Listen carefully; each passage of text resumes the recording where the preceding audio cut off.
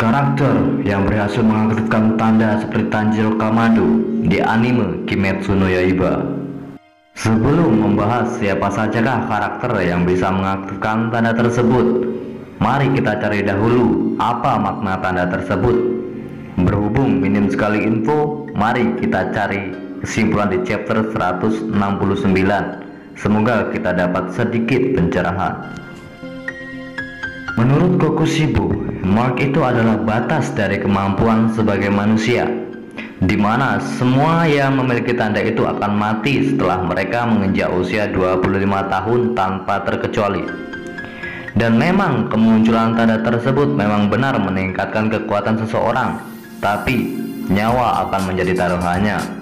Dan Kokushibo ternyata berbohong akan satu hal, yaitu ada pengecualian untuk seseorang yang memiliki tanda dan hidup melebihi 25 tahun. Menurut saya di sini Kokushibo salah memilih jalan hingga dia bergabung menjadi iblis. Tapi tentu akan saya bahas di kesempatan lainnya. Oke, kita kembali ke topik utama. Nah, ternyata ada 8 karakter yang berhasil mengaktifkan tanda seperti Tanjiro Kamado itu. Yang pertama adalah iblis bulan atas 1 atau Upper Moon 1, yaitu Kokushibo. Kokushibo merupakan pengguna nafas bulan setelah menjadi iblis. Tapi menurut saya, dulu Kokushibo adalah pengguna nafas matahari seperti saudaranya. Kokushibo dulu pernah mengaktifkan tanda ketika dia masih menjadi manusia. Dan nama ketika Kokushibo belum menjadi iblis adalah Shugekuni Michikatsu.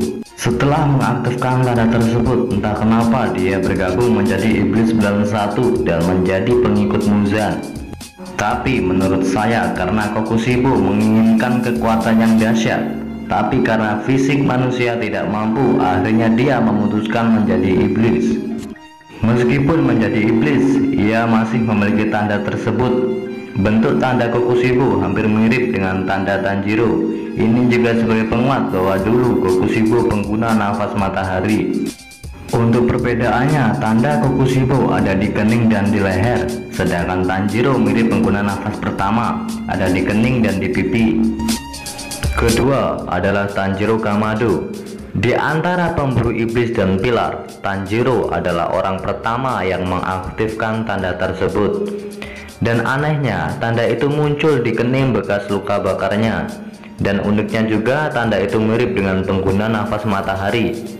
Ini mungkin menegaskan bahwa Tanjiro pengguna nafas matahari, didukung fakta-fakta lainnya seperti anting Hanafuda, tarian Kaguya, dan mimpi aneh Tanjiro yang saya duga Tanjiro adalah reinkarnasi nafas matahari itu sendiri.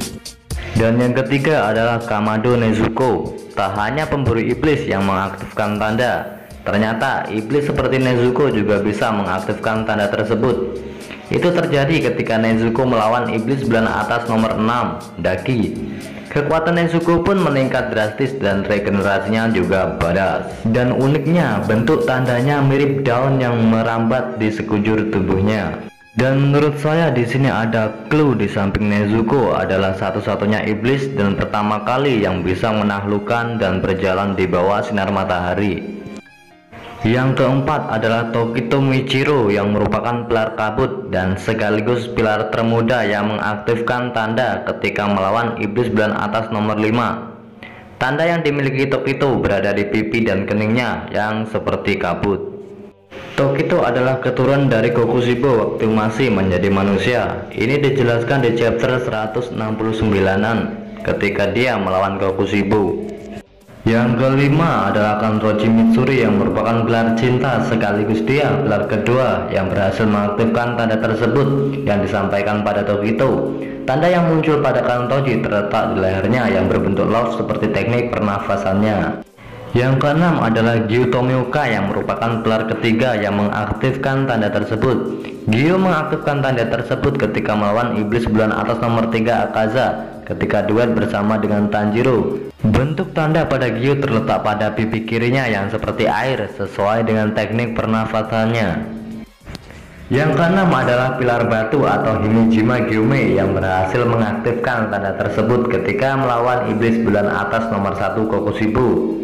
Tanda pada Gyume terletak di kedua lengan bawahnya seperti retakan bebatuan sesuai dengan teknik pernafasannya. Dan yang kedelapan adalah si pilar paling badas, yaitu pilar angin Sanemi Shinasugawa atau kakak dari Genya. Sanemi mengaktifkan ketika melawan iblis bulan atas nomor 1 Kokushibo bersama dengan pilar batu.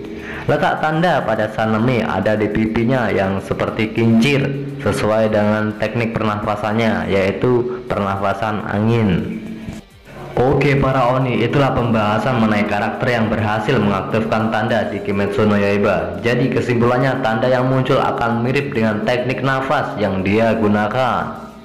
Jadi di sini kita ada 2 PR, yaitu pernafasan Kokushibo yang berbeda dengan bentuk tandanya, dan pernafasan Tanjiro yang akan kita bahas di lain kesempatan.